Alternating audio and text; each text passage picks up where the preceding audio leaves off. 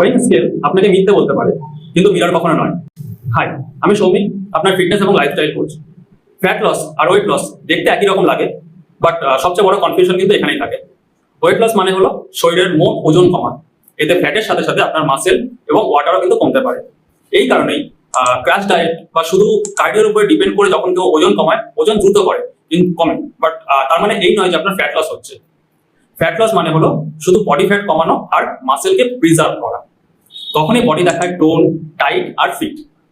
Weight loss fast হতে পারে, কিন্তু ফ্যাট লস স্মার্ট হতে পারে।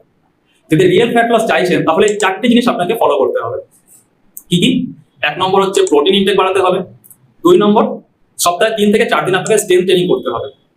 3, শুধু কার্ডিওর উপরে নয়, ডিপেন্ড করে থাকলে হবে না। 4 নম্বর, ক্রাশ ডায়েটিং অ্যাভয়েড করতে হবে। সাস্টেনেবল ক্যালোরি ডেফিসিট ডায়েট আপনাকে ফলো করতে হবে। আর সবচেয়ে ইম্পর্টেন্ট হলো আপনি প্রোগ্রেস কিভাবে মেজার করছেন সেটা চেক করা। শুধু স্কেল দেখলেই হবে না, ইঞ্চিস ট্র্যাক করতে হবে, প্রোগ্রেসের ফটো তুলতে হবে, এবং তার সাথে এটাও দেখুন যে আপনার স্ট্রেংথ কতটা ইমপ্রুভ করছে।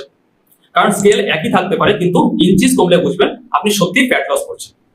মনে রাখবেন, গোল শুধু রোগা হওয়া নয়, গোল হওয়া উচিত স্ট্রং, টোন এবং সাস্টেনেবল বডি তৈরি করা। আর আপনি যদি এর মধ্যে কোনো কিছু ট্রাই করে থাকছেন বাট আপনার রেজাল্ট সেভাবে আসছে না, তাহলে আমার সাথে যোগাযোগ করতে পারেন। আমি ডেফিনেটলি আপনাকে এই সম্পূর্ণ ব্যাপারগুলো নিয়ে গাইড করতে পারি, এবং আপনার যদি পরিচিত কেউ থাকে তাকে এই রিলটা শেয়ার করে দিতে পারি। So thank you.